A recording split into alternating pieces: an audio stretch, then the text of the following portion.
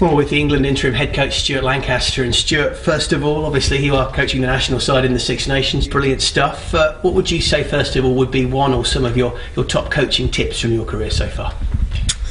I think the clarity on your philosophy, your coaching philosophy. So a real understanding of what you believe in and how you see the game being played, whether it's hockey, football, cricket, and having a really good technical ability and working hard to master your craft. So clear philosophy, I think good technical ability, and the ability to motivate and inspire people, because actually people play sport because they enjoy it, and you want them to leave their time with you feeling that they've become better, but also that they want to play for you again in the future. We look at everything you've done, obviously, with Leeds, with the England Saxons, with England performance directing, now to be coaching the actual full national side. Just talk me through your pride and what it's like to be there coaching such an exciting team.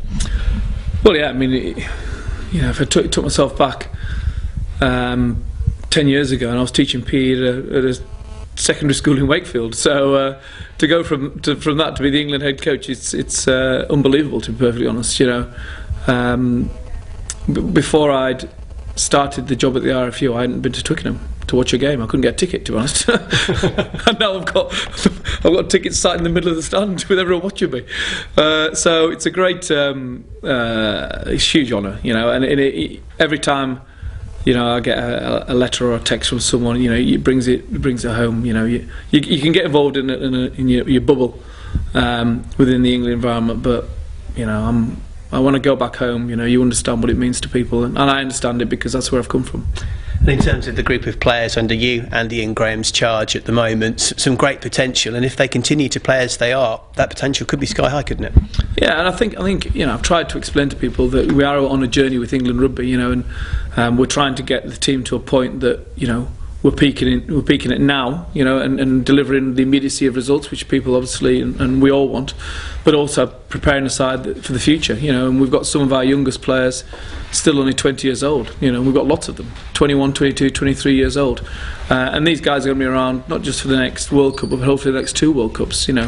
And then there's another batch of players coming underneath there. But we're at the start of a new cycle, and we have got some tremendous potential, but equally some tough challenges ahead as well.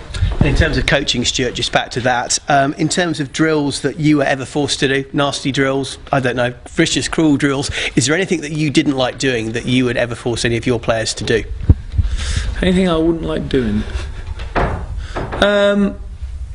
No, I think what you learn as a coach is you want to create training scenarios that challenge the players, and sometimes as a coach you need to create sessions that are tough, mentally challenging. Sometimes they're coaching, sometimes they're inspiring, sometimes there's technical session, and actually the great coaches seem to pick the right tool out the right box to judge the mood of the players. Sometimes the players need an arm around the shoulder and a feel-good session, and sometimes they need a kick up the backside, and it's making sure you get the right drills for the right context. And just 2 quick ones to finish, Stuart. In terms of the recent snow we've had, not just across the country but across Europe, how much of an upheaval has it been, not just playing in it but having to train in it and drive around left, right and centre?